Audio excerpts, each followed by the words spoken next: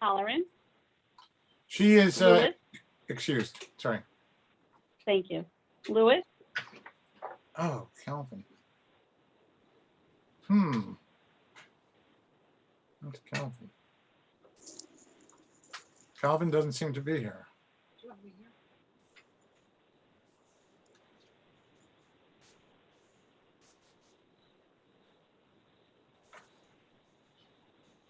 Tracy? okay. Moranti, Here. Mizan, Here. Rosenthal, Here. Farrar, Yeah. Trombley, Here. Walker, Here. Wolf, Here. President DiPietro, Here. quorum present. Thank you. Can I have a motion, please, to dispense with the reading of the minutes of the August 18th meeting and to place them on file? Can I have an introduction, please? One. Dewan, a second, please. Shersha. Trisha, all in favor, signify by saying aye, please. Aye. Aye. Anyone opposed on the council? Okay, the motion carries. The next motion is dispense with the reading of the city treasurer's reports as of May 31st, June 30th, and July 31st, and to place those on file. Can I have an introduction, please? Dewan. Dewan, a second, please. Jane. Jane beat you, Shusha. Okay. All in favor, signify by saying aye. Aye. Anyone opposed? The motion carries. Thank you. Let's see, moving right along.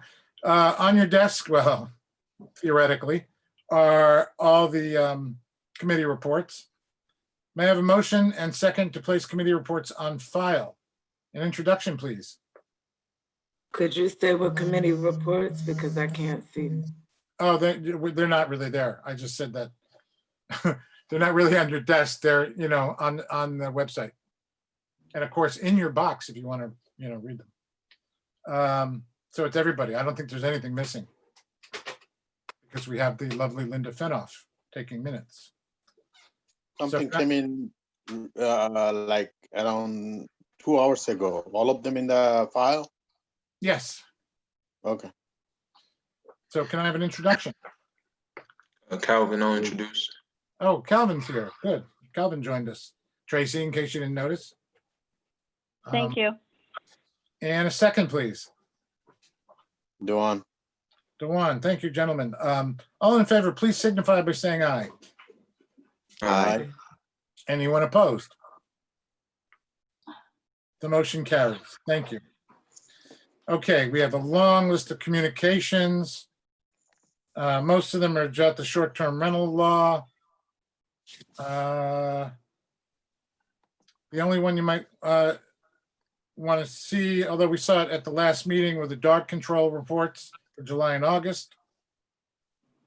Other than that, do you want to see anything, or can I have a motion to receive, a motion and a second to receive the communications and place them on file? An introduction, please. For the dog? Oh, you want, yeah, well, that's just one of many. Yes. They're all on the website. They're all available. Rebecca. Rebecca, I'll make a motion. a second, please. Dewan. Thank you, Dewan. All in favor, signify by saying aye, please. Aye. Aye. Anyone opposed? Aye. The motion carries. Thank you all. Okay, Shaheem, can you put up the list of bills, please? Where is he? Shaheem? I'm here.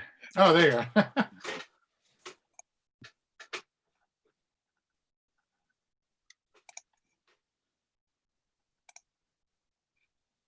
Okay. Let's see. Is there anything, Oh, go ahead, Tiffany. is there anything new this month? Let's look. No. Oh, an right. insurance bill. Um, Churchville, you said? no, Correct. our insurance bill. Insurance. And the three all down at the bottom are, separate funds. They're not, the arterial comes out of the DRI money eventually, as does the, I see the escrow is paying, the Colorusso escrow pays both the attorney and the consultant. Any questions from members of the council on these bills?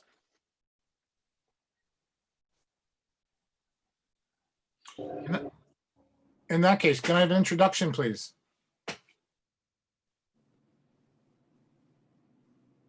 Someone? Calvin, I'll introduce. Okay, Calvin. And Rebecca, would you like to be the second? I will second it. Okay, can I have a roll call vote, please, Tracy? Alderman Garriga, Aye. Lewis, Aye. Moranti, Aye. Mizan, Aye. Rosenthal, Aye. Sauer, Aye. Trombley, Aye. Walker. Aye. Wolf, Aye. President DiPietro, Aye, carry. thank you. If you're not on the council, and even council members, please mute yourself until you need to speak. It makes it a lot better sound system. Shaheen, can I have the first resolution, please?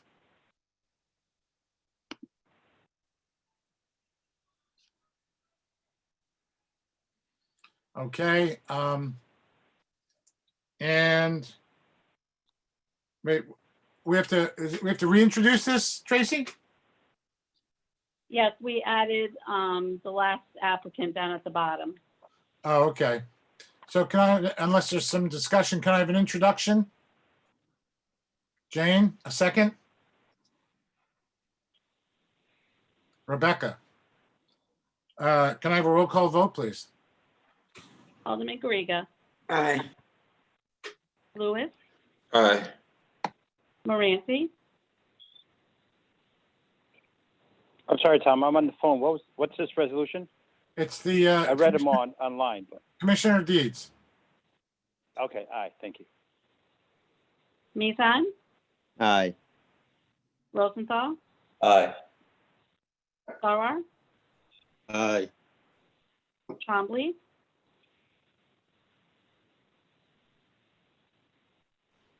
She's here. Jane, unmute yourself. No, you're still mute. Yeah, I'm sorry, very sorry.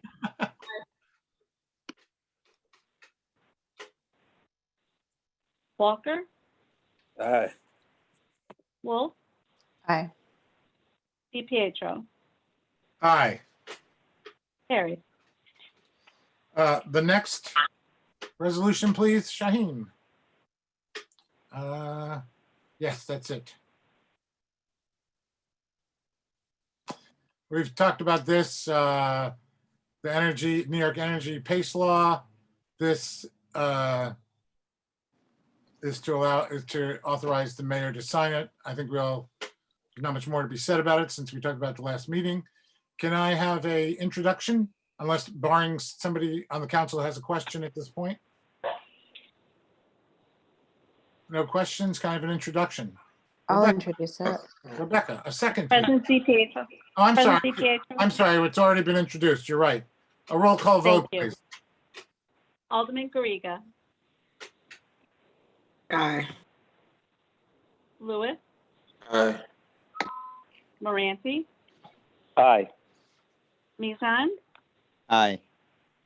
Rosenthal, Aye. Sauer, Aye. Trombley, Walker, Aye. Wolf, Aye. President DiPietro, Aye. Next resolution, please, Shaheen. Thank you, Tracy. Okay. Yes. Now, how was it? This was revised, you said? Yes, this was revised as well as the other tourism board resolution to add that last paragraph beginning with "let it be further resolved" at the request of Heather. Okay, so we need a new introduction then. Please. This is, we discussed it, this is the artwork that'll be on display for a month floating in Oakdale Lake. Can I have an introduction, please? Jane, a second, please. Rebecca. Rebecca, can I have a roll call vote, please? Alderman Garriga, Aye. Lewis, Aye. Moranti, Aye. Mizan, Aye. Rosenthal, Aye. Farrar, Aye. Trombley, Aye. Walker,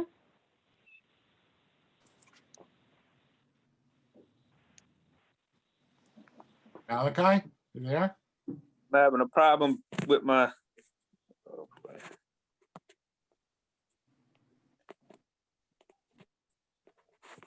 All right, can you hear me? Yes. All right, aye. Wolf, Aye. President DiPietro, Aye. carried. The next resolution, please, Shaheem, for the budget amendment to fund the ADA Architects Project. Unfortunately, as it's been mentioned before, we really have no choice in this in order to satisfy the Department of Justice's agreement. Is there any more council questions before we vote? And this is just the beginning, correct? Yes. There, among other things, I believe they're going to be doing the complete inventory of the sidewalks. Great. Please let us know when. Definitely. Barring further comment, can I have a roll call vote, please? Alderman Garriga, Aye. Lewis, Aye. Moranti, Aye. Mizan, Aye. Rosenthal, Aye. Farrar, Aye. Trombley, Aye. Walker, Aye. Wolf, Aye. President DiPietro, Aye. carried. Thank you, Tracy. The next resolution, please, Shaheem, concerning the Housing Trust Fund. There it is. Put forth by Alderman Wolf, Alderperson Wolf. This establishes a housing trust fund. Actually, I take that back. This supports a grant that's being submitted to help create a housing trust fund. And this shows our support. Do you need to say more, Rebecca, or should we just vote? Or does anybody have any questions on the council? Yeah, does anyone have any questions? Rebecca, I do. Jean. May I, is this, okay. I really support this. What I still struggle with, and I know Rebecca, you and I have chatted about this offline, is the City of Hudson AMI. I just, I'm not comfortable with using that number because I don't think that when you talk to people who are in housing development and whatnot, that the City of Hudson AMI is a number that is seen to be valid across funding sources. Which number are you talking about in the resolution? The second paragraph, whereas area median income of the City of Hudson is 36. I don't quarrel with the 36. I just still don't understand why. And I want to just make the point that the area AMI, that the AMI of Hudson is not a number that is widely acknowledged in, when you go for a pilot or a private developer. it's just a number that just doesn't have as much credibility because we are so small as a town. I don't actually Disagree. understand what your point is. My point is, well, it goes to the, 80% of the earning less than 80% of the AMI. I just think 36,000, my quarrel is using a City of Hudson AMI. That's it, So period. you think that there should be a county AMI instead? Yeah. Well, so that wouldn't make sense because the trust fund is for the City of Hudson. And also the funding source for the seed money is specifically for the City of Hudson.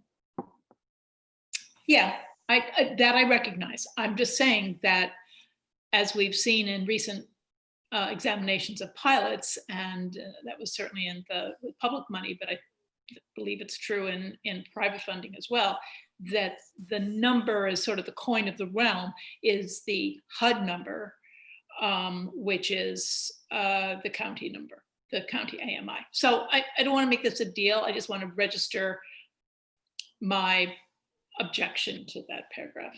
Sure. If I'm understanding Jane correctly, are you stating that it's not Hudson's AMI, it's the county? Oh no, I would imagine that where Rebecca got this number is published as a City of Hudson AMI, but in the work that we've all just gone through, looking at AMIs for other projects, they're always pegged to the county AMI because that is the federal government's basis, because Hudson is such a small city. So it's all pegged to the county AMI as opposed to the city AMI. That's all I'm saying. And So- of I course, would think that, Could I just, yeah, I would think the AMI would be, of the City of Hudson is lower. Well, yeah, it is. indeed, it's about half. But that AMI, for example, was not, the City of Hudson AMI was not the AMI that was used in our recent go-round with the pilot project. Or yeah. any- let me- Jan, let me- can I just one respond for second, one? Rebecca. The reason it wasn't used is because it couldn't be used by law, by the HUD laws.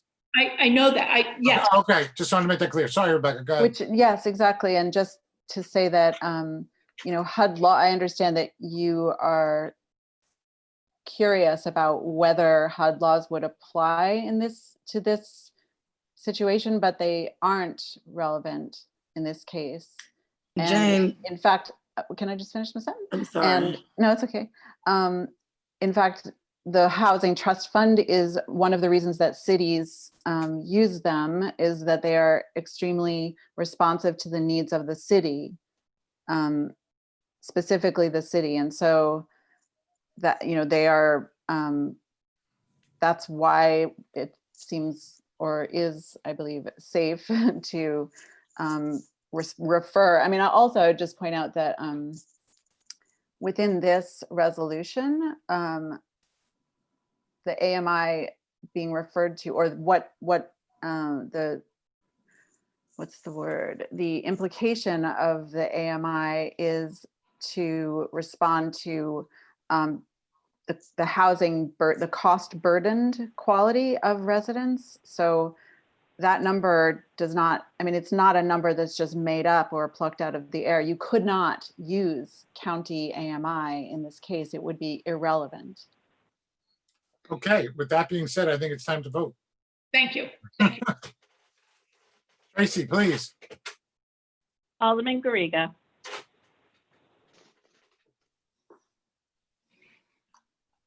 I support this resolution. Aye. Lewis,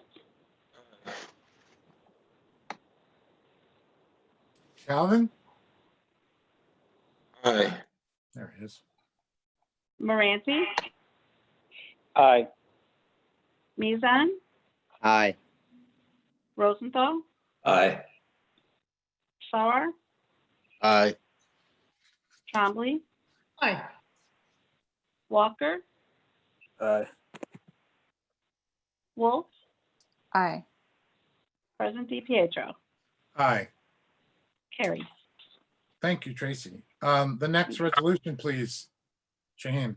Okay, I'm going to break precedent here because the person who owns the building in question has asked to speak and wanted to speak last week, but somehow could not figure out how to join the meeting.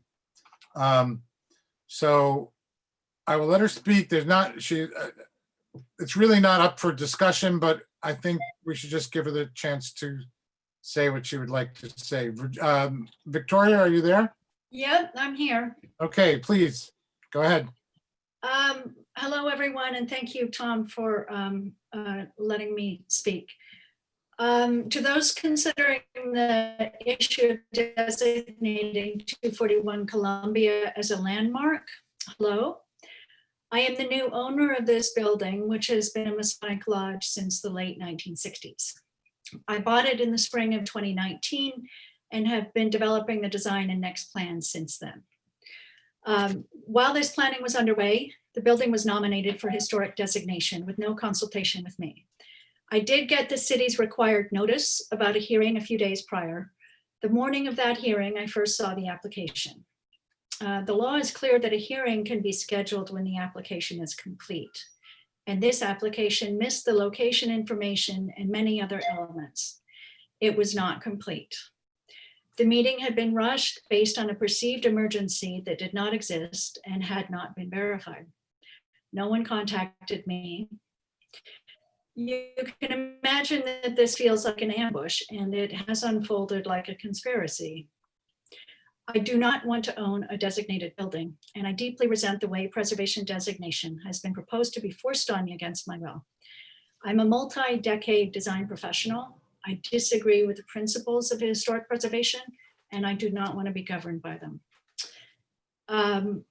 I have responded to this issue at length in a few hearings before the Preservation Commission, so I'm not going to get into all of that again here. The fact of the matter is, though, I do support the goals of honoring and respecting the African American worshipers. Instead of historic designation for the building, I have proposed erecting a plaque or an artwork to tell the story of the community of Shiloh Baptist Church. This, I think, could be more easily appreciated, valued, and understood by the passersby than a specific type of clapboard or trim. Instead of the storytelling that I'm proposing, though, historic preservation will provide a committee's oversight of construction materials and architectural choices. I have said earlier, and I'm going to reiterate it here, I do not believe that giving a body, and in this case, a body of white people, control over mullions and facades is an effective method of telling an African American community story. And as it turns out, in my profession, I have installed many public artworks that tell African American history, art, and culture. So normally what does and does not tell an African American community story would obviously not be my call. But in this case, it will be at my expense. And I would rather be spending my money on something that would be more effective at telling people's story than window mullions. And my last point is, what is especially galling to me is that this building was owned by the city, which did nothing to preserve it and clearly contributed to its present state of advanced decay. And only now, when a new person from out of town owns the building, have you all come together to suddenly determine that a building that is no longer your responsibility or your expense is now a treasure, the development of which you must control. To me, this is shameful. I am your neighbor, Victoria Milne. Thank you. I don't think we're really gonna, I think what Victoria doesn't understand is this is not a, she has not made a formal request to deny the application. So I don't see really, we could just vote on it if you want, or if you want to discuss it further. I mean, we've already introduced and seconded this. But I'm talking to the council, by the way. I'm just confused. Is Ms. Victoria, were you speaking on behalf of not supporting this resolution? Correct. Sorry, I didn't. I mean, just, Yeah. I mean, I want to hear it from Victoria. Sure, sorry. Yes, yes. I think that designation does not tell the story very well. And I disagree with historic preservation principles. My plan is actually to treat the building with respect and revive it, but I don't want it designated. Your plan was to revive it. Would you be willing to work with Reverend Cross in a way that he can possibly get his church back? Well, it was seized by the city for taxes, and then it was sold to somebody else who then, well, that's my understanding. I'm sorry if I don't have all the facts. It was sold to somebody else and then sold to me. So my investment is, I mean, that's not my plan, is to have it be Reverend Cross's church. So that would be difficult. I think we're ready to vote, don't you? What, can I have a question, Tom? Sure. Victoria, when you purchased it, did you know the history of the land? No, I purchased it as I understood it, it was a Masonic lodge. And when I talked to the neighbors, they were Masons in the Masonic lodge. That's what they told me. So you And didn't do a thorough investigation of your investment. Well, I mean, it's been a Masonic lodge since '66, so I knew that it had been seized by the city for back taxes, and I knew that a prior investor had bought it intending to turn it into something, and he had gutted it. So Oh, I'm not okay. sure. Well, I was I'm not sure born what in else you 66. expected me to know. Okay, well, I was born in '66, and I've known it as the church, with Reverend Cross and Amy Zion since I was, growing up in that neighborhood. Additionally, if this designation, doesn't this also give you an opportunity to apply for historic funds to help renovate the building? I don't know. I have never managed a historically designated building before. Okay, so you haven't looked into that and to help you with this designation to help finance that with that historic. Okay, thank you. Okay, and I'll remind council members, we have all the supporting documents that were submitted in support of the designation. And they're with the resolution. Tracy, can you call the roll call, please? Alderman Garriga. And just for the record, Reverend Cross did try to pay his taxes through another group. And I wholeheartedly support this resolution. Aye. Lewis, Aye. Moranci, As I said before, growing up most of my life on 3rd Street, I realized how important that church was for the neighborhood.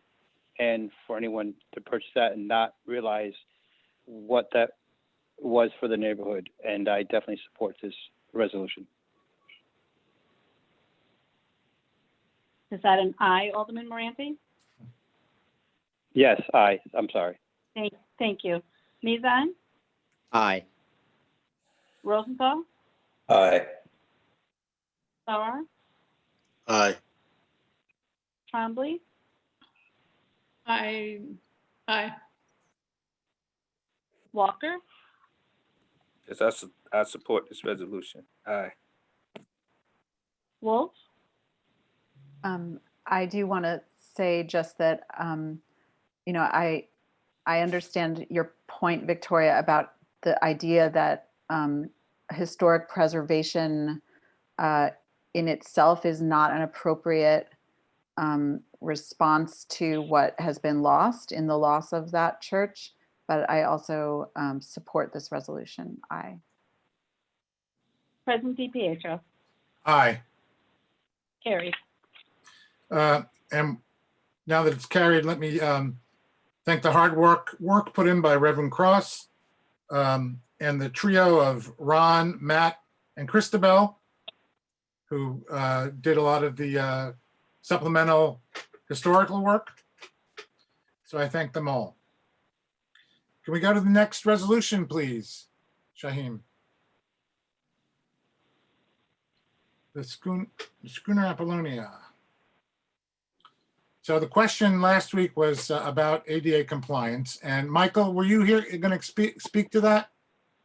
Are you there still? Hi, I am still here.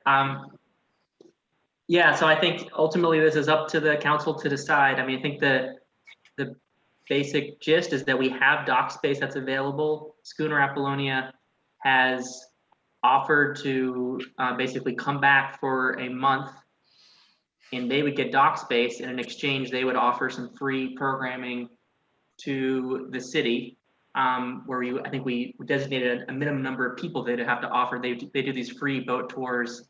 They were something similar to what they were doing during Waterfront Wednesdays, although there's now no longer Waterfront Wednesdays, so they would be sort of responsible for sort of publicizing this opportunity.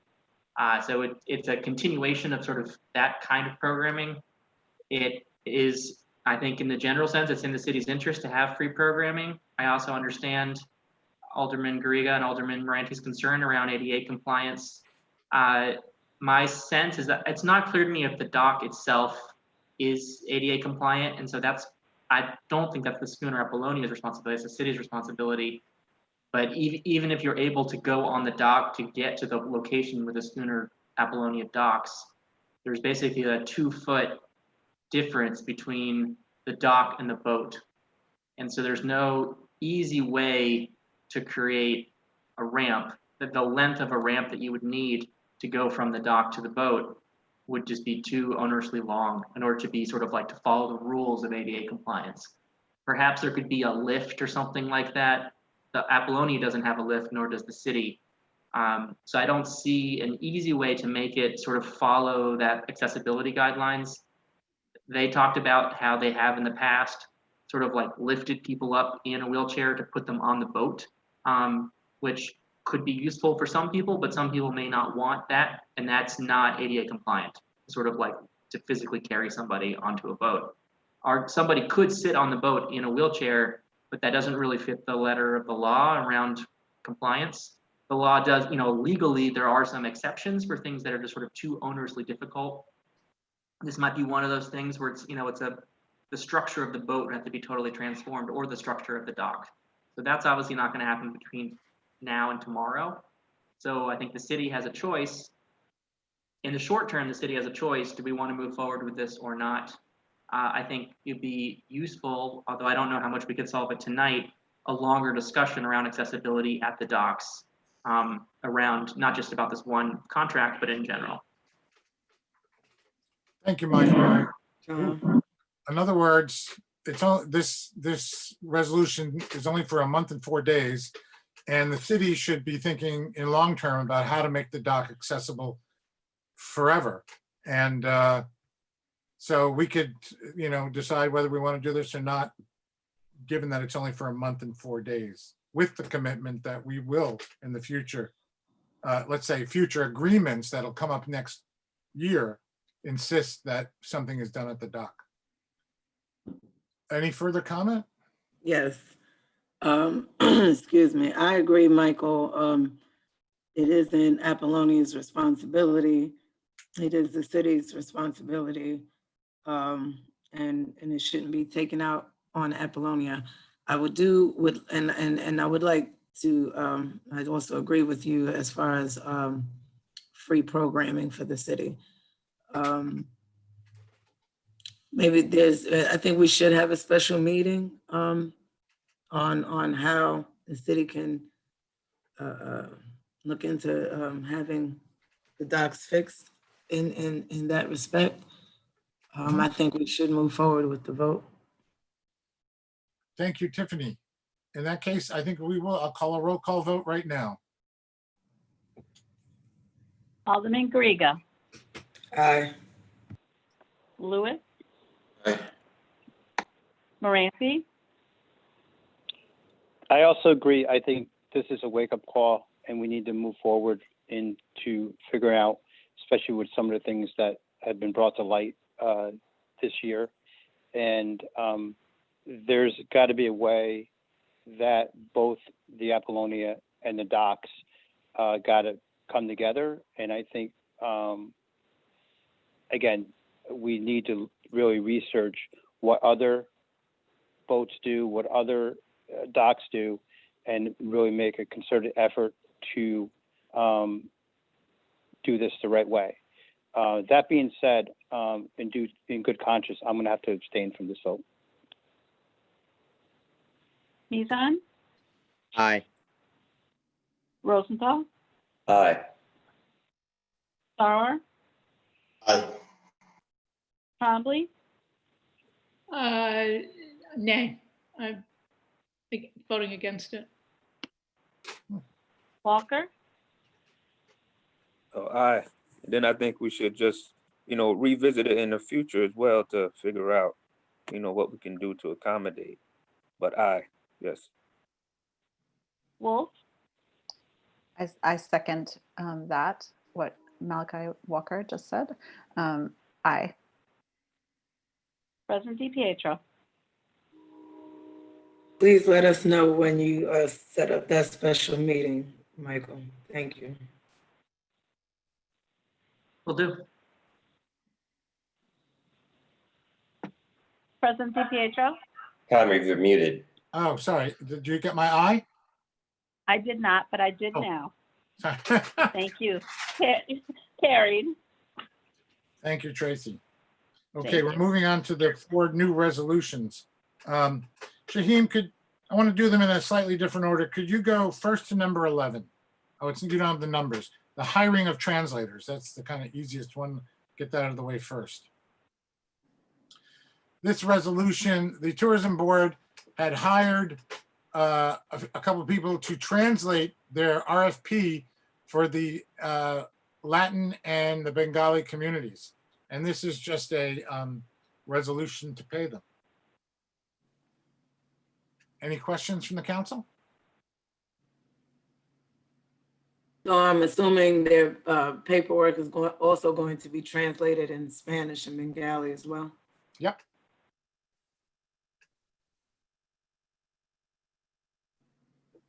Other questions? Can I have an introduction, please? I'll introduce it, Rebecca. A second.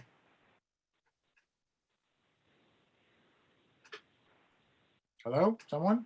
Second? Jane, raise your hand. Oh, Jane, okay. Oh, sorry. Yeah. Nobody wants to go to City Hall. I know. Let's go to City Hall. Yeah, I'll second Tom. We already got Jane. That's okay. We'll get you on something else. Okay. Yeah. Okay, Tracy, please, can I have a roll call vote? Alderman Garriga, Aye. Lewis, Aye. Moranci, Aye. Mizan, Aye. Rosenthal, Aye. Sauer, Aye. Trombley, Aye. Walker, Aye. Wolf, Aye. President DiPietro. Aye. Carries. Thank you, Tracy. Shaheem, can you go to the one right above it for the engineering and land surveying resolution? Last week, you weren't here, Jane, but this was, I didn't mean to, embarrass you, but just to bring you up to snuff. This was a resolution. Oh, you know what it is? Yeah, because I read it earlier. Oh, okay. Inspiration. There you go. There you And go. you've looked at the contract as well. So this, I right. So this is to get this project the truck traffic study moving. Yes. Any questions from council members? In that case, Calvin, would you like to introduce it? My pleasure. Do I have a second? Wait a minute. How much does this cost? $48,400. But it's Oh. coming out of a grant. This is put, you got from the D.D. Barrett's allocation for the truck study. Right, not a grant, right, an allocation. Same. Not our fund balance. Rebecca seconded. Yep. In that case, can I have a roll call vote, please, Tracy? Alderman Garriga, Aye. Lewis, Aye. Moranti, Aye. Mizan, Aye. Rosenthal, Aye. Starr, Aye. Trombley, Aye. Walker, Aye. Wolf, Aye. President DiPietro. Aye. Carried. Thank you, Tracy. Shaheen, can you move up to the Basilica Farm and Flea 2020? Okay, we're coming up to 2 new grant resolutions from the Tourism Board. And once again, let me say that they do a very good job vetting these grants. Not every grant just goes through, despite what you may read in blogs and elsewhere. They're very carefully considered. That being said, let's start with an introduction in a second. I'll introduce. Jane, a second? Dewan. Go on. There's, I think, someone here to lead us through this, what it is exactly, and how they plan on spending this $5,000. Let's see, I can't, let me, Yes, I believe it's Elise. oh, Elise McMahon, are you there? I'm Tamara Hi. from the tourism board, so I'm here to back up Elise, but Elise, I think Okay, you go ahead, Elise, and I'll provide you support if you need it. Okay, great. Thank you, Tamar. But yeah, so basically the Basilica Farm and Flea has a holiday market and a Mother's Day market usually. And obviously this year we're in the middle of the pandemic, and we realized that the only option for if we were to try and do another holiday market in person would be either unsuccessful because too many people would show up and it would feel dangerous, or not enough people would show up and it wouldn't be a successful market for vendors. And so we kind of had a rethink, and we realized what could be the most helpful thing to do would be to connect the Basilica's network through social media and through their newsletter and promotional efforts, connect them to an e-commerce platform that would support vendors. And this would be free for past holiday market vendors. And then also we're opening it up to new emerging businesses or businesses that have in the 1, 2, 5, 3, 4 community, or businesses that have just not wanted to be a part of the market in the past, but maybe they want to be a part of it now. And especially because we're offering it free of charge, there isn't any barrier for people to take part in it. And we're going to do a 3-day with a potential for extending it to 4-day, where we do an online webinar with kind of like a crash course for how to engage with e-commerce, with a focus on Etsy and a hope for Etsy to be more of a partner. And then also a photography session that will be in person at the Basilica, where we actually take product photography for people of kind of like their best kind of holiday gift product, and then also a portrait of the business owner, and then we'll be sharing those assets with them, and then those will be used in creating the promotional materials, which will link directly to the web stores of each of the participating businesses. So obviously people are going to be shopping online a lot this season, and we just want to continue supporting not shopping on Amazon and trying to connect shoppers to small business owners. and the supporting documents, I should add, outline their budget as well as how this all will work, their extensive outreach program, and the fact that it's very important to keep, the Farm and Flea has been a very important part of our tourism here in the city, and this is a way to sort of keep it alive during this year that it has to be, it can't be indoors. Questions from the council?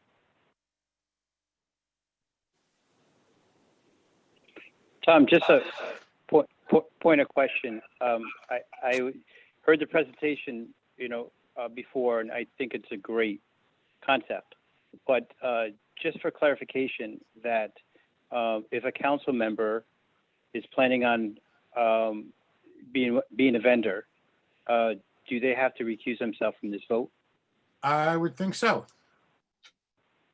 Are there any council members who might be a vendor?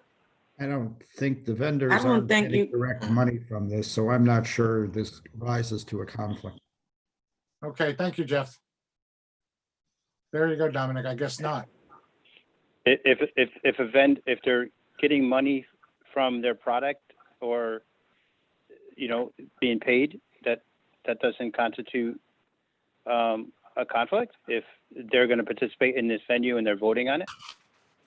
I think it's pretty attenuated since it's sort of open to the public in terms of any other vendors who might do it. I mean, if anyone has it, I suppose they should disclose it and identify it as a potential conflict of interest, but I'm not sure it requires them to recuse themselves. Okay, thank you. Any more questions from the council? Okay, we introduced in second. Can I have a roll call vote, please? Alderman Garriga, Under the attorney's advice, aye. Lewis, Aye. Moranti, Aye. Mizan, Aye.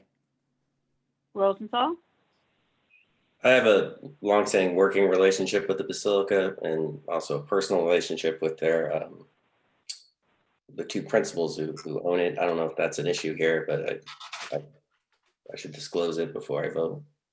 Jeff? Without getting too much into in terms of how deep your financial relationship is with the Basilica, I would say if you do a substantial amount of business with them. And past that, I mean, I just have a relationship with them, so I prefer to acknowledge that and abstain if that's the. I think that's certainly a fine alternative. You disclosed it. That's an abstain for me. Although I support the Basilica. Sarah, Aye. Trombley, Aye. Walker,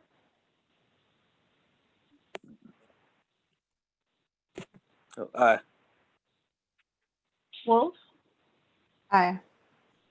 President DiPietro. Aye. Carried. Okay. Now, the last of the new resolutions, number 8, Hudson Open Studios. Now, this is coming back to us because it didn't really get a proper hearing the first time around, just through a procedural screw up, partly mine. So we've invited some people to speak on behalf of this project again and break down its budget, among other things. But before we do that, we need an introduction and a second. Rebecca. A second?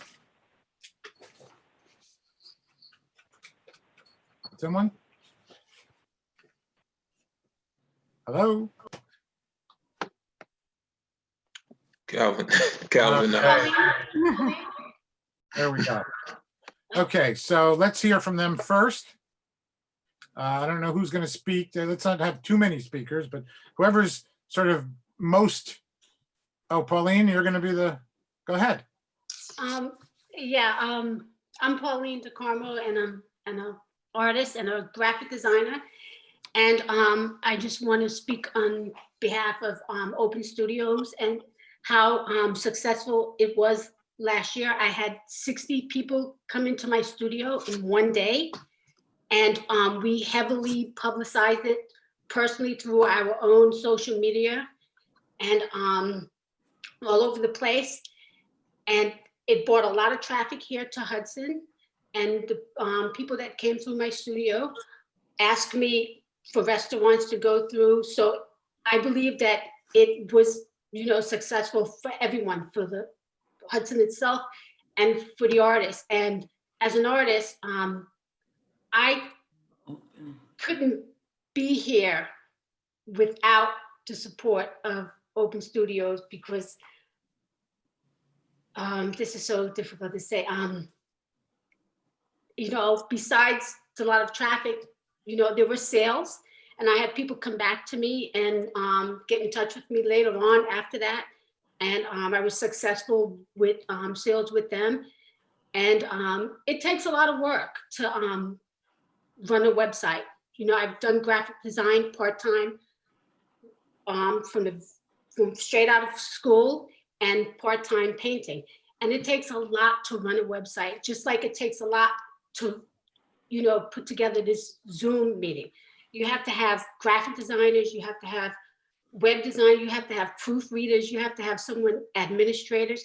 There's so much more to it that you know, that people can understand.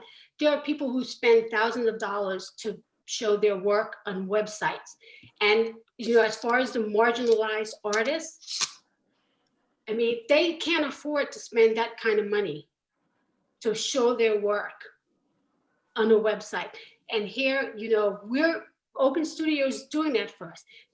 There's about 25 to 40 artists. That's a lot of artists to support and to put up a page and all of their artwork and all of their information and to do all that, and to do social media and to pay for the website, to pay for the third party plugins to run the website. I've done this my entire career. Like I said, part of my day is graphic design and web design, and part of it is painting. And, you know, it takes a lot of work to try and do both of that. And, you know, there's a lot of artists here, and we need to support them. And we are going to have to depend on the internet to show our work. You know, people are not going to come. Some people will go and do a studio visit, but me, myself, I'm a high risk, you know, I'm high risk. And before the pandemic, I would go and visit galleries and studios all the time, but I can't afford to do that. So I have to depend on the internet to show my work. And, you know, when a client is interested in your work, it has to look good on that website, because when they receive that work, if it doesn't look like what it is on the website, it could be a problem. And, you know, I think that it's important, you know, any organization, whether it's a .org or Nike or anything, it takes a lot of hands. And I have to give credit to Jane. It was, you know, she did this all by herself, and the graphic designer, who happens to be a graphic designer and a web designer. And they did it, you know, by themselves. And, you know, I helped, you know, with certain things as you know, volunteer. And we tried to get our other artists to volunteer, but you know what, they have, besides doing their paintings, some of them have 2 and 3 jobs to do. So they can't afford to do that. So, you know, Open Studio, it was a big success. It brought a lot of people here. I have in my guest book, I had 120 people coming to my studio. And I'm not the only one who was successful with making sales, but there were many other artists that were. And, you know, I have to, you know, support them. And yes, you know, we have to, it's a pandemic, so everything is online. So we have to adjust. When I say we, I talk about Open Studio. I speak for all of yours. We have to adjust to that. We have to adjust to making Zoom meetings just like this. As you can see, it takes a lot of work to mediate and to maintain and have one person speak. You know, it takes time and it takes money. And Jane has, you know, she's given you the information, and I agree, it takes that amount of time and money to do this. And you know, the artists, they're not going to have to pay that $25, and maybe $25 doesn't sound like a lot of money, but for an artist, it is.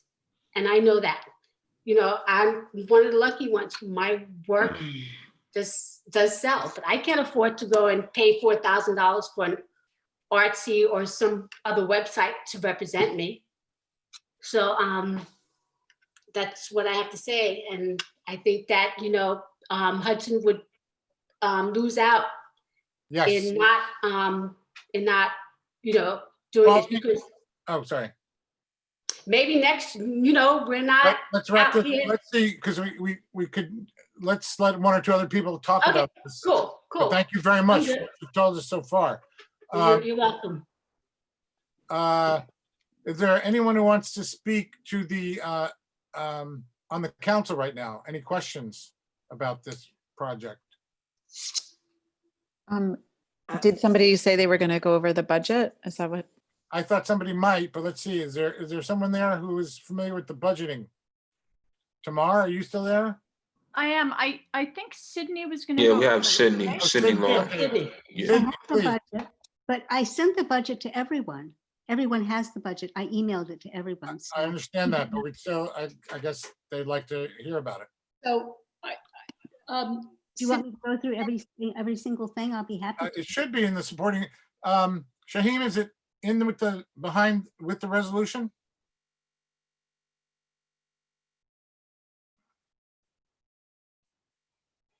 Where's the resolution? Same attachment, Shaheem.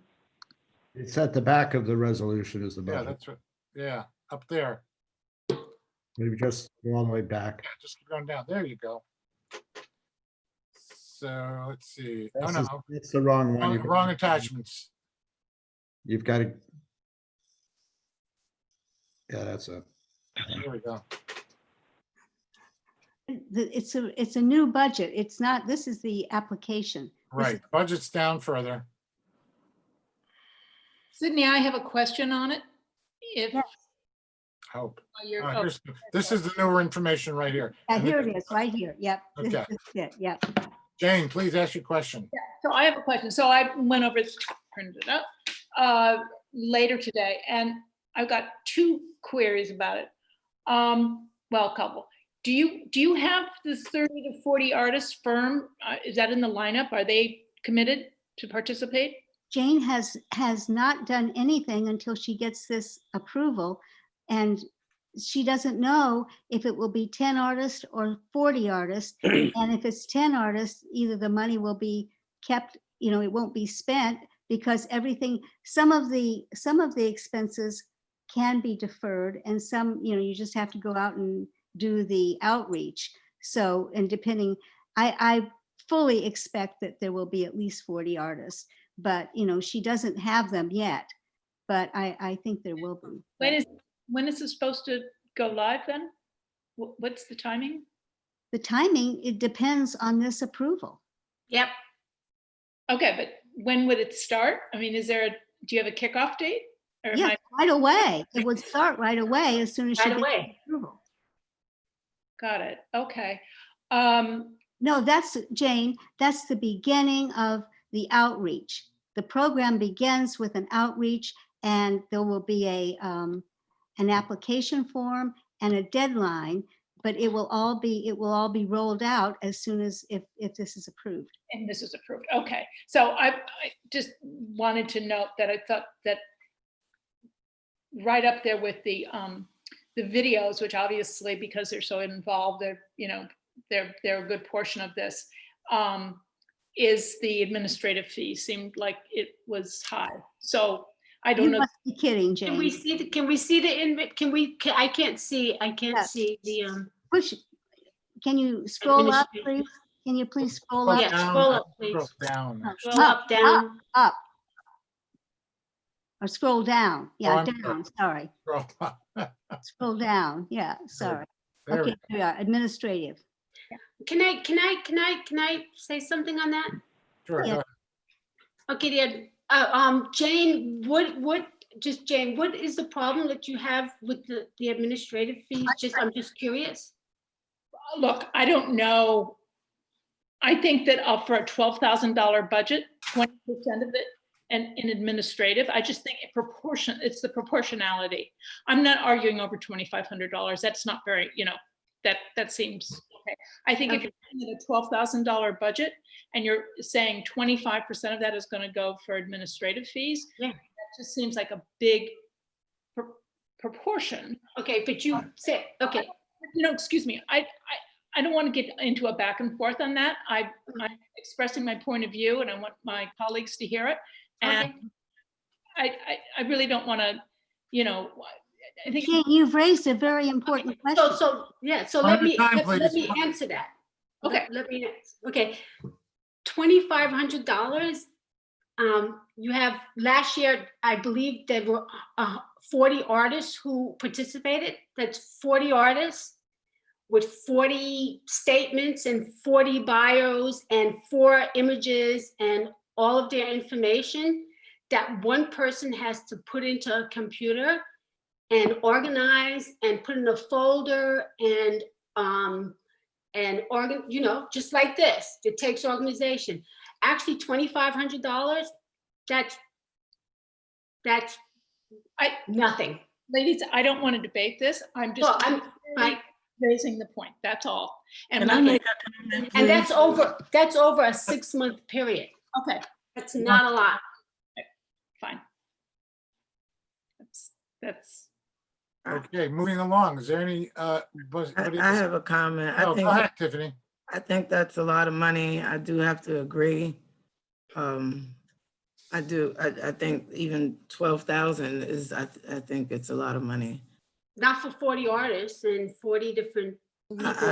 I'm sorry. I heard you, but that's my opinion. Right. Yeah. We brought a lot of traffic here. There was a lot of traffic here last year. I understand Open that. Studio. It brought a lot of people and so on. I think it's okay. We don't want to just start repeating things over and over. Okay. Rebecca? Of course, there will be no traffic here because it's pandemic, so that's kind of off point. Right, but what about the future? What about next year? I hear We don't want to be forgotten next year. Right. Well, we don't want any. Well, I don't want to go back and forth and argue with you either. I'm not arguing. I'm just making a statement. We understand the struggles of individuals looking for work. We understand the struggles of individuals looking for housing. Please let her speak. I just disagree with the amount That's all right. of the proposal. Rebecca, you speak next, please. Yeah, I actually would like to speak in support of this. I feel as though it sounds like what it is to some extent like a community grassroots arts environment that is being produced. And while, I guess, $12,000 seems like, I mean, in terms of arts funding, it's a to mount a project or like an exhibition at a gallery, obviously it would be, vastly more substantial. And it seems like while there might be ways that this budget could be shaved, at the same time, if the benefit of it is to artists who are struggling, like everyone is during this time, for visibility or exposure in the world, and this is a way to potentially keep the face of this open studio project visible, I think it's probably worthwhile. That's what I wanted to say. To support what Rebecca's saying is that was kind of the reasoning behind the Farm and Fleet recommendation too, to keep a. Yes, I meant to comment on that, but I'm not going to. I agree with what Elise said. Yes, to keep it alive. Anyone else on the council? But they didn't have double-digit proposal. They don't have I got a 40 question. different artists either. Please, Dominic. Thank you. Sydney, I did not, I know you responded in an email, but I was unclear in the clarification for accessibility for the website, how it's going to be accessible. It is closed captioning. We have that. I'm not sure about the audio, Dominic, because if you can't see the closed captioning or hear it, I don't know how interested you would be in an artist thing. So the closed captioning is for someone who is, hearing impaired. They can read it. And I think that would, be very, all of the museums, they have closed captioning, but they don't have the audio. So I think this would be in line with what other galleries and museums offer. But being in a COVID period, you should have audio. Actually, Sydney, I'm sorry, it's called deaf and hard of hearing. There's no hearing impaired, for clarification. And actually, there's screen readers that interact with websites that gives audio description. So there's more to accessibility than just closed caption. The research is there.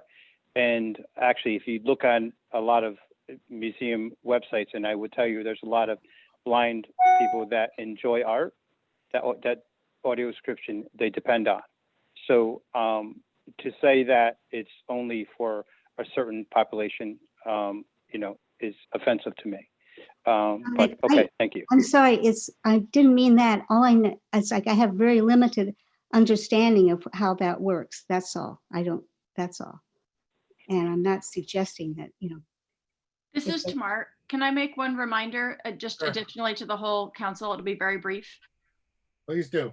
Okay, it's just a reminder. Jane made me think of it with her question about how many artists it would be. And the reminder is that 50% of all of the funding for this project is upfront. So in this case, it would be, $6,420, but then the rest of it is contingent on receipts. And so what that means is that if any of the metrics of the project change, the recipient doesn't get the full amount. They get the amount that their receipts show. So there are we're currently in the process of reviewing the full projects and figuring out how to pay out the second half. And if a project if there are only 10 artists, the amount that the council pays won't be 12,840. It will reflect the diminution of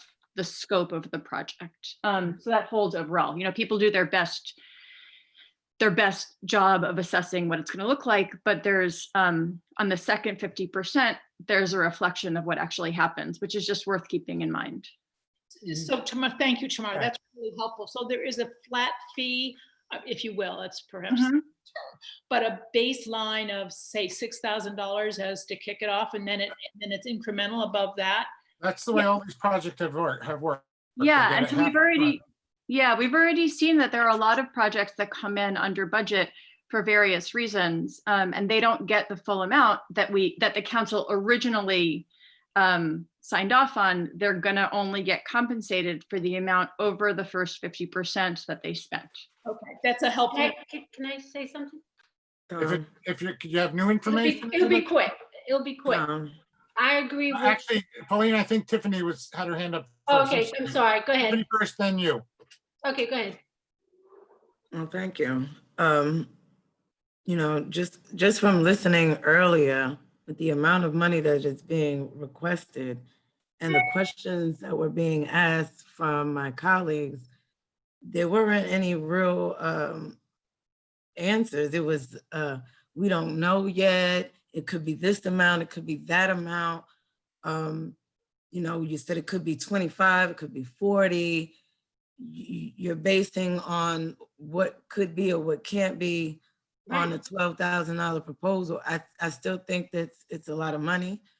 I don't know if the artist would be able to work with the proposal that was proposed before this one with working at the Basilica for those the days or months that she proposed. But what in this proposal, because you said 25% for administration, then I heard you say also about having people put papers in folders. What can you do? Do you have any volunteers? Do you work with the school? Do you work with the college? I mean, I know there's artists there as well. Right, but I still think the 12,000 is a large amount of money, and no, we don't know the future of COVID or what is going to happen with any of us. Okay, so can I answer that? Go When you ahead. get in touch, when you get in touch with colleges and different people, that's taking time from the person, that person who's doing that, that's time. That's time taken from them. And like any organization, you have to pay for that time. And that person, you know, Jane and the graphic designer, they're doing that all by themselves, and they're artists too. So they have to find time, not only to do this, something that they really love and want to support for other artists, but they're taking time away from their work to do this. For That's artists why I was saying who volunteers. are hard to write. It's very, we've tried that. It's very hard to get people to commit to volunteer because, you know, we're artists. Some of us have two and three jobs, and they can't afford to do that. So Open Studios has to find people to do that, and it's not free. So that's all I have to say. Okay, thank you, Pauline. There is one. May I hand- make a comment? Who is that? Chad Weckler. Are you adding any new information to this or? Yes, I will be adding new information. Okay, I support this project. I would like a little research into the Tivoli Artist Group, who have been doing open studios very successfully, very limited access. And I have been a member of that organization in the past. I think the arts brings a lot of income and interest into the community, both in all Columbia County. And I would just ask that we look at what Tivoli Artist Group has been doing, because they seem to be doing a very successful job. And I think the arts is very important and can Okay. support our Thank you. economy. thank you. There's one other, I voice my opinion. I think, you know, because really it's more about information at this point. We know there are a lot of people out there who support this. There are some who don't. That's not really what we're trying to do here. We're trying to get more information for us, the council, to make a informed decision. So if you have something that can contribute, please go ahead. No, what I have is comments, not information. Okay. The information that I can give you is what happened in the studio. When Yes. I participated I understand last that. year, the number of people that I received, just like Pauline said, was immense. I could never have done that on my own. Yep. I think that the arts are very important in Hudson, and I am of course in favor of this. If you consider the administrative fee to be $2,500, let's say that is the case. If you divide that for a rate that is $25 an hour, you get 40 hours. Or if you do, 35, it would be 40. If you do 25, it would be near 70 or whatever. But that's say stretched in 6 months is absolutely nothing. I watched last year the amount of work that Jane put into this project, and it's something that if the alternative is not to do anything at all, that would be, I think it would be a great mistake and terrible for the town of Hudson, because we are contributors and we're creating a momentum that is a cultural momentum here. And then who is benefiting? Probably the real estate agents, shoppers, the stores, all that. The artists get very little benefits from this, some small sales. And that is so important to all of us, to make this place to make this place count in terms of the arts of New York State. And it's happening. We cannot drop that. Okay. Thank you. Tom, I'd like to Tom, speak. I'd like to add one thing. I don't know, who is that? Monica, Okay, okay. just quickly. I completely understand for the council how, in the context of all of the urgent expenses we have right now, that this amount of money for the arts might be expensive. That said, we are talking about something within the bounds of the tourism committee and what their charge is. And I just want to say that having worked with a lot of nonprofits, the administrative fee for this is not excessive given the standards. And that Who keeps? we have a woman of color who is an artist who is trying to create something that contributes to the community and also pay herself for her time and her team for their time while doing that. And I get that just looking at the numbers on an Excel sheet, it may seem like a lot, but in fact, in the context of this kind of work, of nonprofit work, Hudson Hall took 20% for an administrative fee to do Shared Streets this summer. That's the norm in the industry, if you will. I would like to see women of color get paid for their time and their energy. And if it is vis-a-vis making the arts more accessible in Hudson and making Hudson artists more accessible, that's a very useful and wise investment. And I understand that there are other concerns in the city that may seem more urgent, but these are all within the context of the tourism committee and their charge. And within that charge, this makes a lot of sense. Thank you very much. For that reminder that this is tourism board money, not general fund money or any other source. So thank you for that reminder. Oh my God. Whoa, too many at once. You Can I gotta- just say one more thing? Who's Rebecca? It's Rebecca. This I- is Priority. Sorry, this is not an informal. I know. Well, I'm gonna cut it off soon, but go ahead, Rebecca. I just wanted to quickly say that for me, that does seem very significant that this is within the context of the tourism board. If the tourism dollars are going, are going to support things in Hudson that are basically about, creating the Hudson that we want to be in the world, then I'm happy for it to represent a group of, a community group of artists. So Thank you. Okay, with that, I think, Sydney, I think we're gonna go to a vote because it's gotten a lot of Tom, conversation. no, I have something important to say. I hope it contributes something new to the conversation. It does. Okay, What we've lost track of is this is a 6-month program. It's an online gallery. All galleries and museums now have this. That's how people sell their art. They sell it online. At first, like years ago, people were like, oh, am I going to buy art online? Yes, they do buy art online. And this is actually just catching up with the rest of the world. The art world now the art market has been completely turned upside down. And now this is a vital part of any artist's portfolio is to be online.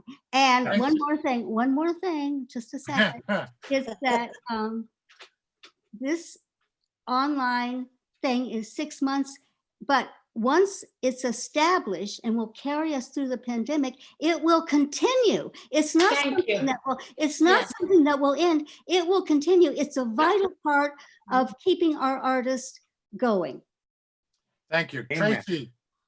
Tracy, can we have a roll call vote, please? Alderman Garriga. I understand that this comes out the tourism board and this is a tourism thing, but now it's a council issue.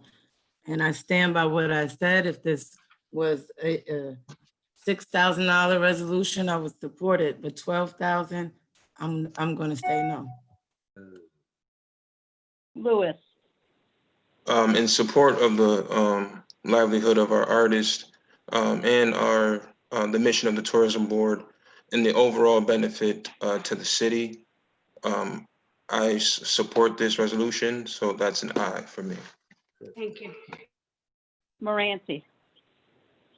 With the lack of the clarification of accessibility, and speaking of, for the people I know that are blind that do appreciate art, I'm gonna say no. Mizan.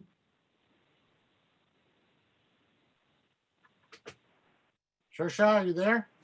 Where is he? Said no. Rosenthal. I think this is ultimately good for the community, and although I do understand and share Dominic's concerns about ultimate accessibility for everybody. This is a start, so hopefully these things could be ironed out over time, and I do think this is important, so I'm going to vote yes. Aye. Sauer,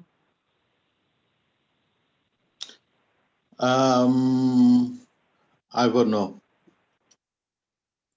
Trombley, I'm going to, where am I? I'm going to abstain. Walker, Being that it's coming out of the tourism funding, I'm gonna vote yes. Wolf, Aye. President DiPietro. Well, we've come to that situation where it's an actual 5-5 and it comes down to me and I will say yes. So you can all thank me who wanted this. Thank you. That's a joke. No. That's a joke. No, Tom. What? What? We needed a vote of 6. Yeah. Ayes were Alderman Lewis, We only have Rosenthal, 5-5. Oh, Eileen's not here. sorry. Oh, you So take the your thank yous resolution was back. defeated. Sorry about that. Oops. Oops. Oh, well. So it does fail, unfortunately. That's bad. It is. Sorry to say that. And here I was so proud of myself. Sorry. So we move along. It's the way it goes. You know, the just to the tourism board still exists and will continue to exist. There's always, you can always come back with a new proposal. So Wait, I'm sorry, I missed some. So what? you said that it was 5-5 and I kind of missed what happened because I got a little too Which is excited. not, With hope. I know. I've built up your hope and I'm sorry for that, but 5-5 means no. It has to pass. Okay, I just want to let everyone know that that's a big mistake. No, we're not gonna, It- we're not gonna have comment after. We just don't Okay, get it. all right. But like all I right. said, you can always revisit it. I'm sorry. We will. Whoever said that? Chad Weckler. Okay. We will. Okay, Next enough, resolution. please. Let's move on to local laws. Proposed local law number G, which is the one about parking violations. We got that all straightened out. And so it's in the form we finally wanted. So right now, can I have an introduction and a second to approve? Shaheem, could you post it just so everybody can see it again?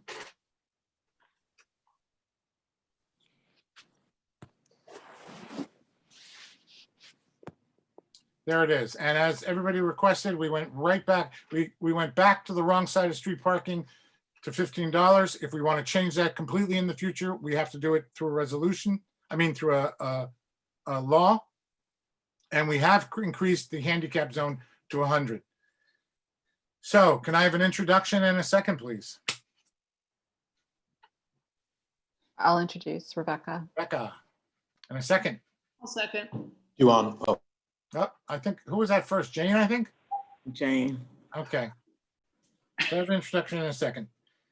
I was gonna ask Tiffany, but I mean, Tracy, can I have a roll call vote? Alderman Garriga, Aye. Lewis, Aye. Moranti, Aye. Mizan, Aye. Rosenthal, Aye. Sauer, aye. Trombley, Aye. Walker, Aye. Wolf, Aye. President DiPietro. Aye. And let me say, since Carried. thank you, Tracy. Since I initiated this whole fee increase business, it's not just this, it's all the other fees in the city. I'm taking this moment to congratulate myself, and I hope it does contribute some fashion to the much needed revenue we need. Okay, now for the next local law. Shaheem, can you put it up, please? This is, of course, our short-term rental law.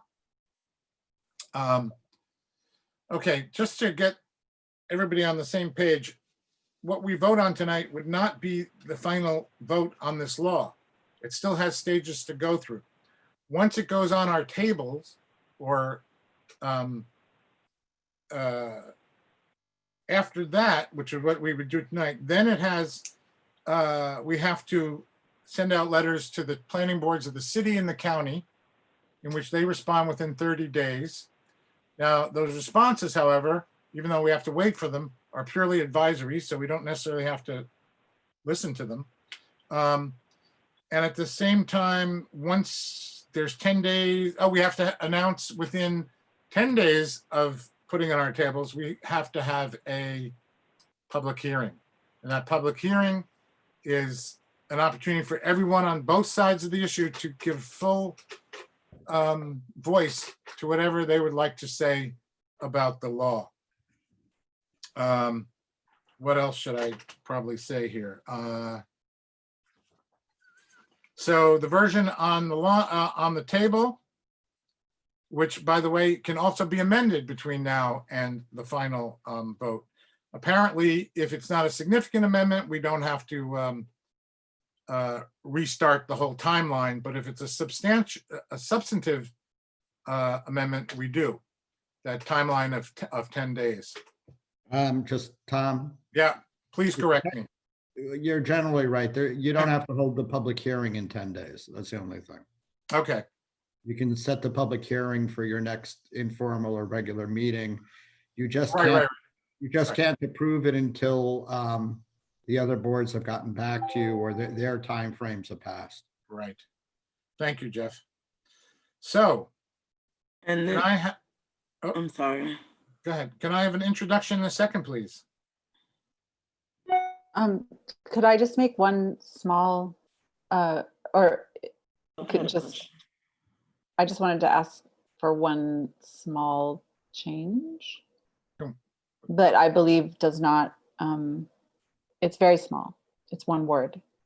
Oh, well, let's put it on our table and then we can do that, Okay, fine. right? Yep. So an introduction, I'll introduce it. Rebecca? Becca, can I have a second, please?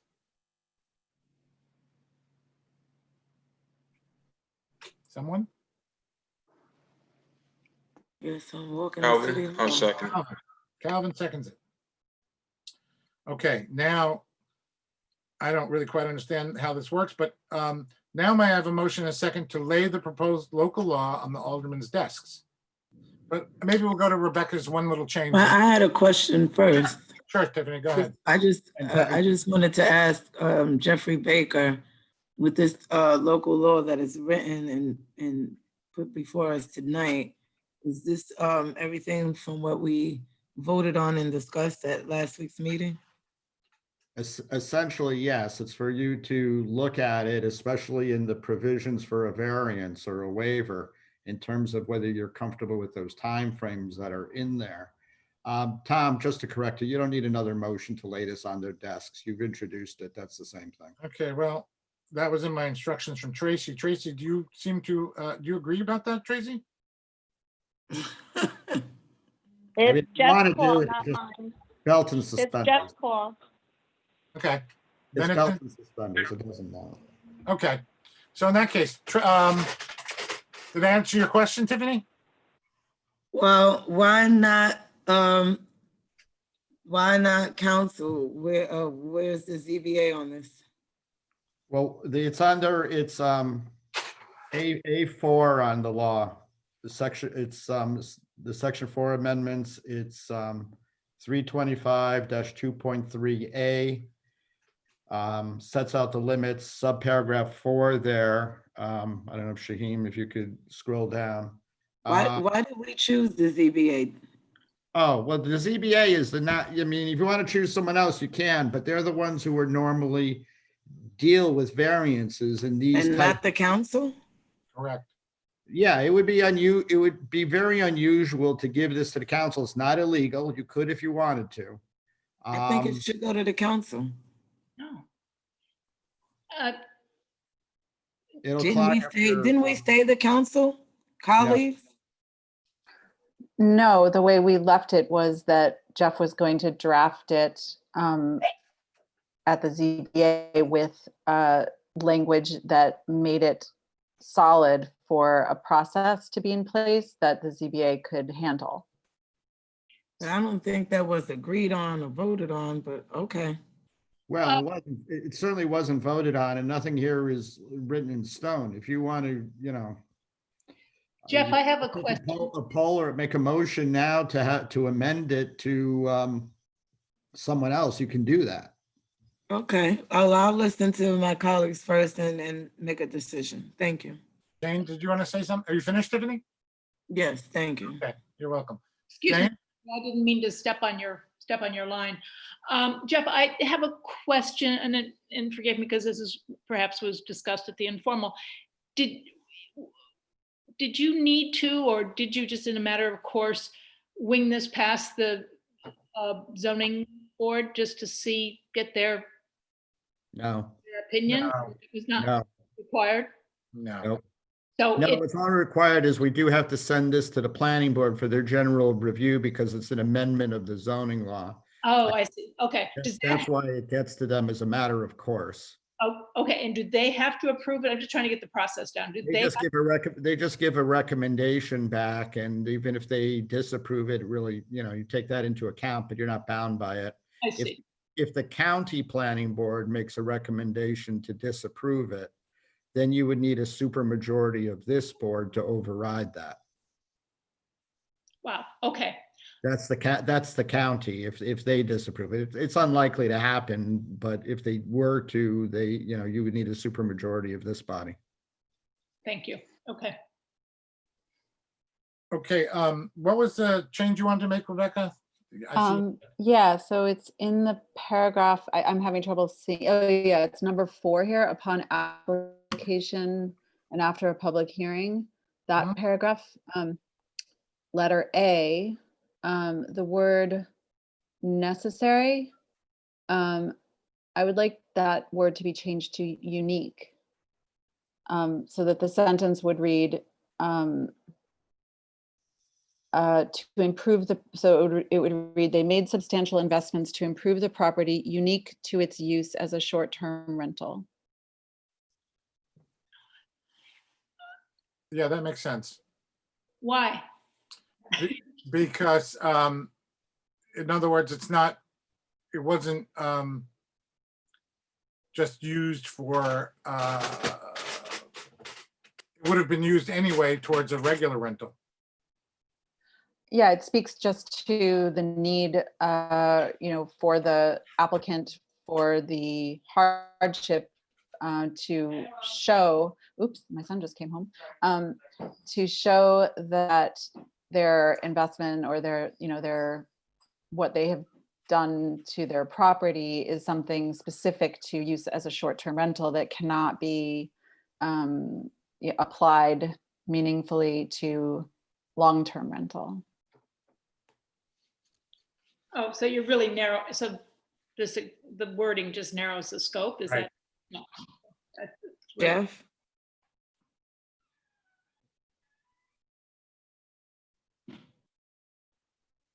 Do we need to vote on Is that? that correct, Jeff? It's a fair change. I'm not sure, I was trying to get to the same point that Rebecca was making in terms that it was necessary to use it for it as opposed to being unique. I'm fine with the language. Okay, do we need a motion to change that? Do we need to change that everywhere? Because it's necessary, the word necessary everywhere throughout this, No, local law? I think that's the only place it's Only in place. this context. There's another necessary under D, but it's a different context. A different kind of necessary. Yeah. Yeah. I think it's fine. I think what you should do is, if you're appreciated, have a motion to amend the law as introduced with, this amendment, and I'll circulate it right away to everyone. Okay, Rebecca? I'll make that motion. I'll second it. A roll call vote? Or should we I'm just? sorry, do- who was the second? I am, Thank you. just to move things along. Alderman Garriga, Aye. Lewis, Aye. Moranti, I'm sorry, so just clarification, we can then change items of this, like the amortization period and things can be changed down the road? We're just voting on it, just be put on our desk? Or are we Right. just voting on change? Okay. Yeah, Aye. you're certainly not voting on the substance of the law. If after public comment, there's a decision to change the amortization period, say from 1 to 5 years, that would then probably require a new public hearing. Although it's an argument as to how it comes back for it, but if we're going to be careful, I'd say we would hold it again for another 10 days before you did a final vote on it. But Right. this does not. Or Yeah, Jeff, if we do happy medium, if we say 3 years instead of 5 years, if we do, because with no waiver, we can decide that too. When happy medium and say 3 years with no waiver, that's something we can also change down the road. You can also change that, and I would also advise, again, that way, just out of excess of caution, that we would again hold it for another 10 days and maybe hold a hearing. Okay, on that You change. got to be very careful, Dominic, when you're adopting these local laws and the issue, and unfortunately, the law is not terribly clear about what triggers sort of a redo of the hearing. So, we could evaluate then, but you're certainly not voting on, adopting the law as is now. This is just a change that Rebecca has pointed out to, move the law forward. So in theory, Jeff, you're saying that no matter what we do, if we make changes, there's going to be an additional 10 days of public hearing. Well, not anything. If it's a significant or material one. I don't think this change of unique or necessary would have necessarily changed it. It's more of a semantic change. Gotcha. Thank you. Now you have to vote. Aye. Thank you. Mizan, Aye. Rosenthal, Aye. Starr, Aye. Trombley, With the opinion that this law is, as written, is flawed in many respects, and with the understanding that we're moving it forward for public hearing and consideration, I vote aye. Walker, Aye. Wolf, Aye. President DiPietro. Aye. Okay, next what we have, Shaheem, can you go to the next item? Oh, it's not posted. Oh, there it is. Seeker process. So this is just to get the ball rolling, meaning we're beginning the seeker process for this local law, and then we're going to set a date for the public hearing. This confirms that we're the lead agency under seeker, and that the EAF, which has also been written up by Jeff and will be circulated to the 2 planning boards, so that this resolution will have Tracy circulate those copies of the law and the EAF to both the Hudson Planning Board and the County Planning Board. And that we will hold the public hearing to receive comment on October 13th. That is the date of the next informal meeting. I assume we're not meeting on Columbus Day? I'm sorry, say that again? We're not meeting on Columbus Day. That's the 12th, when we would normally meet on a Monday. Right, so it's gonna be the 13th. This is the Tuesday following. Right. Is that right, Tracy? We don't meet on Columbus Day, do we? I mean, are we closed? No, that is correct. October 13th will be the informal meeting. Okay. So can I have an introduction, please? Calvin, I'll introduce. Calvin, a second, please. Rebecca, I'll second. Okay, let's get a roll call vote, please. Or do we, yeah. Alderman, Sorry. Alderman Garriga, Aye. Lewis, Aye. Moranti, Aye. Mizan, Aye. Rosenthal, Aye. Starr, Aye. Trombley, Aye. Walker, Aye. Wolf, Aye. President DiPietro, Aye. carried. Thank you, Tracy. Let me remind you all, if you introduced or seconded a motion to please come by City Hall tomorrow to sign the resolutions. And Rebecca or John, I also need you to help sign bills. With that, is there any new business from members of the council first?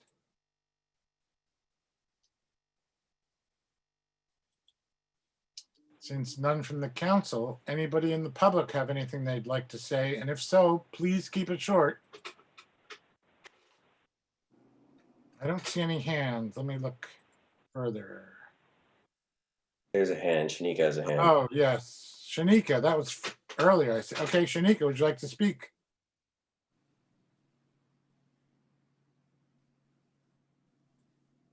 Shanika? I think she's gone. Yeah. Steve Dunn. Good evening. Can you hear me? Yes.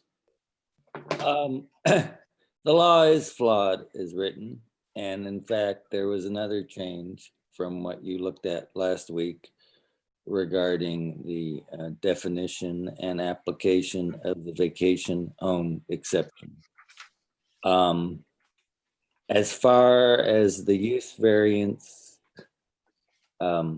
application of this law, there's a much more elegant and clear way to write it, which is to use the existing law for use variances, which would apply specifically because this use variance would apply specifically to the change in the law regarding short-term rentals.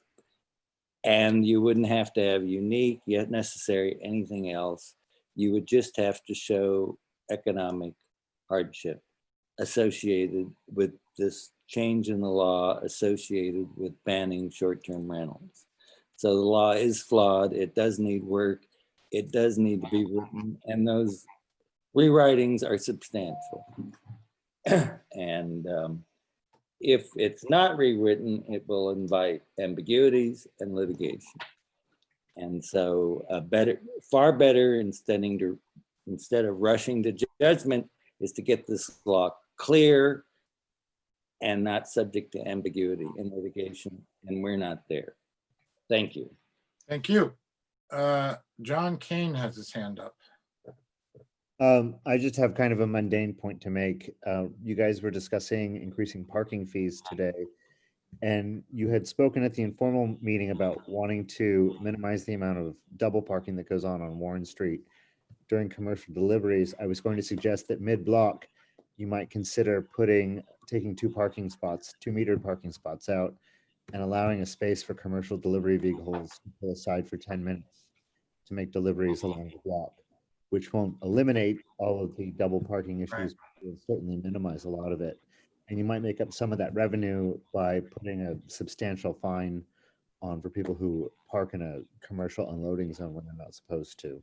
Well, we have the authority to raise the fees, but we do not have the authority to remove meters.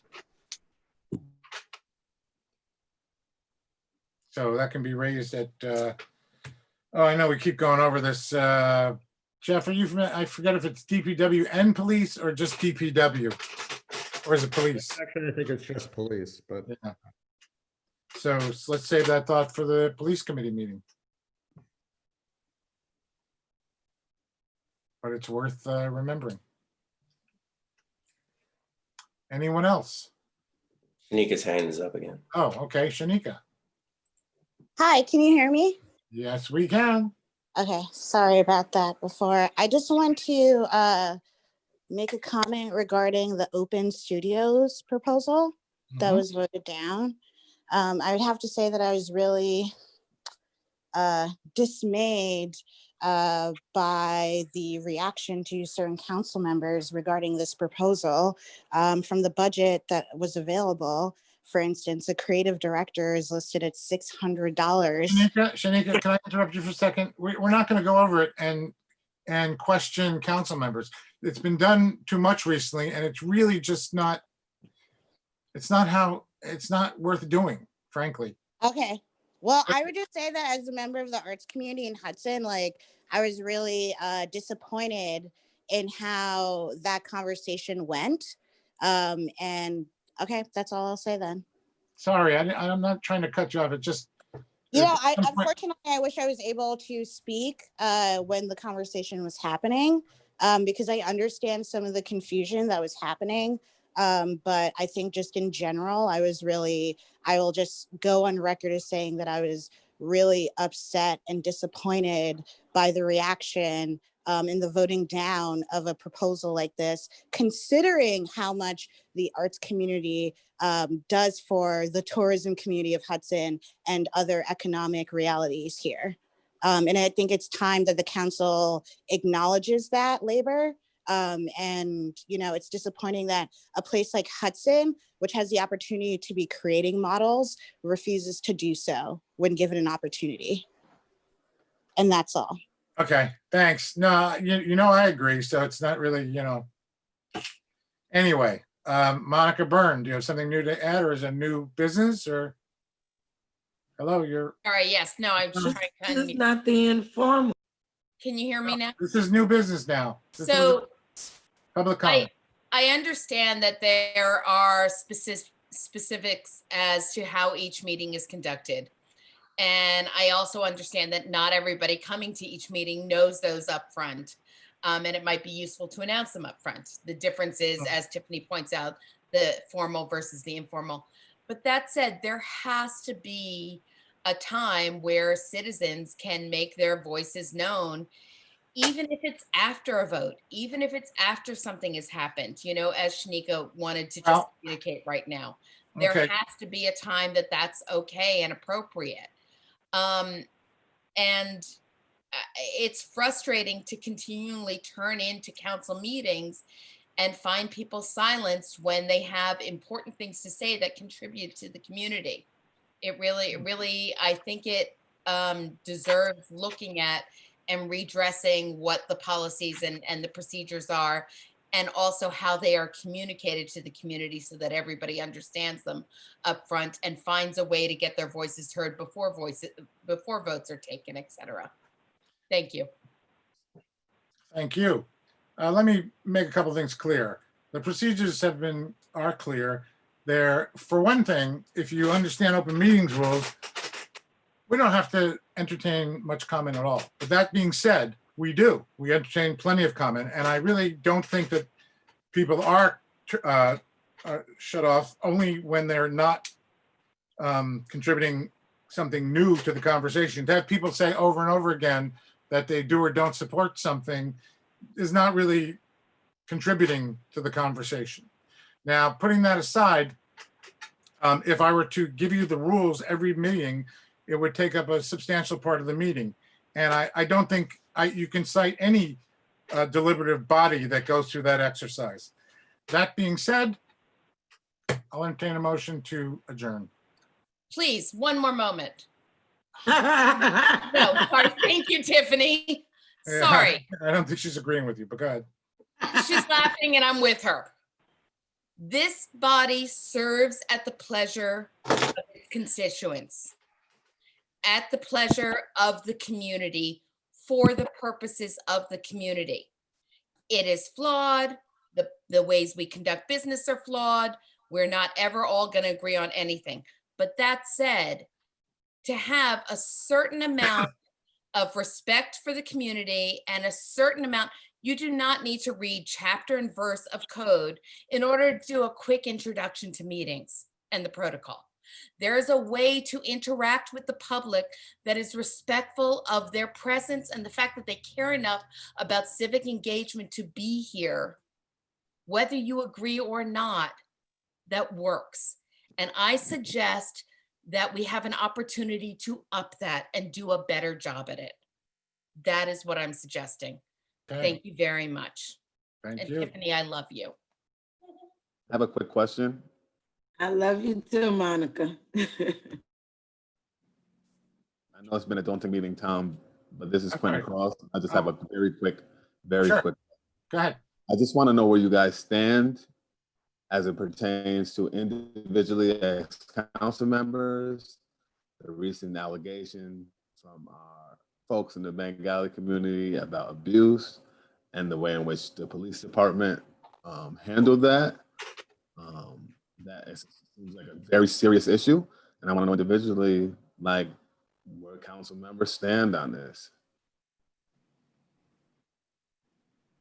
You want to hear from us individually, you said? Absolutely.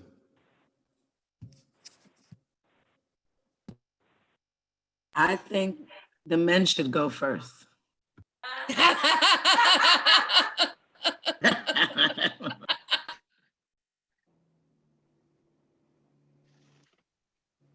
Does anybody want to respond from the council? Yeah, I mean, I definitely support women speaking out and survivors, abuse survivors, and having their voices heard and be acknowledged and not being intimidated. I think it's important. I also understand that, you know, there's a court case going on, but certainly, you know, people in this community have been subjected to abuse, have a voice, and they need to be heard. Can I, second Quentin, can you give me that question? Can One you at give a me that time. question again? Dominic, you hold off a second. Malachi wanted to say something. No, I was just saying, I second John, you know, about the, you know, just the whole rape culture. Just it's time for it to be exposed. And, you know, I definitely applaud the young ladies stepping out and, you know, coming forth because, you know, I know that's a very tough ordeal and situation, especially if, you know, you've actually been a part of, you know, the situation. So I commend, you know, any female to step up when it comes to that ordeal. So, yeah, I don't know what's with the police department. I don't know what's going on there. That's why I was saying somebody put me up to speed with that part. Dominic, did you want to say something? I just want Quentin to clarify the question, what he's asking. Quentin, would you like to? I guess Dominic doesn't know. I think you just want to know what we think about what's going on. Well, as a father of a daughter, and as, you know, victims takes courage to tell their story. And when they do, we need to listen. And we need to learn by the victims. So, and if that's what he's asking, then we definitely need to listen to what they have to say. And we need to make changes when necessary. But, you know, I support any victim that comes forward with their story, you know, and definitely deserve change and to listen. Absolutely. Anyone else? Yeah, I'll go next. I was first exposed to rape culture at college, and in doing so, you know, I saw the galvanizing of a community in support of, you know, those who've been victimized by abuse, rape, and things of that matter. In addition to that, I come from a matriarchal household where, you know, the woman rules things. And so to that effect, I support, you know, again, the efforts of the women who, you know, are in the fight against, you know, all of the rape culture and everything that comes along with it. And so, you know, as an alderman, I want to extend my platform and just let those in support of those who have been victimized, that I am an ally in that fight. And, you know, again, I commend the efforts of everyone involved. And in short, I do not support anyone who neglects women or children, period. Amen. Anyone else like to comment? I would just like to acknowledge Calvin's eloquence and thank him for his words. I think he spoke across gender, across all kinds of lines this evening, and I thank him for expressing himself and all of us so beautifully. We have 2 more men on the council we didn't hear from. I'm not sure we can, I mean, actually, there's no real, I mean, I understand what you're saying, Tiffany, but I don't think. I think you should let them speak for themselves. They are elected officials. No, If I they understand want that. to comment or not. But I can't force them to speak. Like I said, if Their they want to silence make a is comment or not. complacency. What? I'm Their sorry. silence is complacency. That's it. Well, I'm going to speak. You know, it definitely takes a lot of courage for a young woman who endures such abuse for so long and to come out and to confront her abuser. She inspired me and she inspired many others to have that courage and that strength to stand up and speak out. For any man who think that he can get away with this or have friends to help him get away with this, you're all disgusting and you should be in jail. And I will stand with these domestic violence victims to the end. And I myself am one of them, and it is not a joke. It is not a game.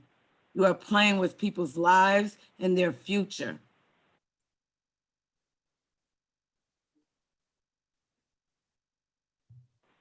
And I won't stand for it.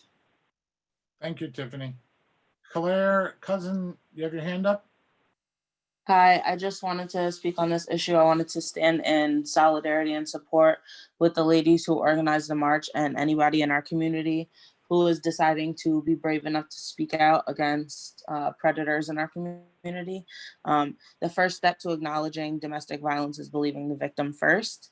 And we have communities within our community that are now comfortable with the greater Hudson community at large and are standing up for themselves. And I feel like if you're a representative of these people, you need to speak up on their behalf and support them and believe them and defend them. Otherwise, your place on the council should not be secure. And the people are paying attention, and the people will not support you in the next election if you decide that you're not going to stand up for the people who are making noise and are our future leaders, who could very well be taking your seat in soon to come elections. I totally agree. Thank you, Claire cousin. You can't make comments to the newspaper, but don't want to speak on the city council. Thank you, Claire. Let's see. There doesn't seem to be anybody else. I'm just wanted to briefly, just as one of the common council, yeah, I just wanted to say that I don't know the part about the police department that Quentin mentioned, so I can't speak to that right now, but I just wanted to basically echo the eloquence that's already come and just say that I would like to make sure that I participate in whatever needs to happen. So thanks. Thank you, Rebecca. Anyone else? For the record, we haven't heard from 2 council members. Before we go there, I just want to make one other thing. We'll come back to this in a second. I just want to say once again, you do know that any informal meeting, the public is completely free to comment. And I'm not cutting this off at all, believe me, because this is new business. But I'm just doing this from Monica Burns' behalf. Informal meetings are where comments invited. They go on forever and no one cuts anyone off. And it, you know, there is email as well.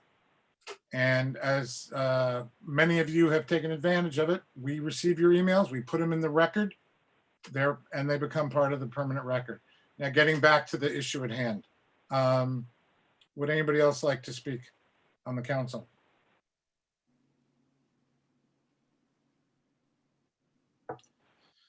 Okay, I think we've heard a number of eloquent responses. Claire, Calvin, everyone else. Once again, you know, I can't force anyone to speak. But of course, my heart goes out to the victims. I hope they are served by the justice system. And if they feel that they aren't served by the justice system, that is certainly the time to protest the loudest. Beyond that, again, thank you all for supporting these young women in their struggle to be heard. Anyone else? Oh, here we have, oh, a reporter would like to ask a question. Hello. Hi, everyone. My name is Aaliyah. Can you hear me? Yes, I just want to let Tracy know this is Aaliyah Schneider, so you have for the minutes. Go ahead, Aaliyah.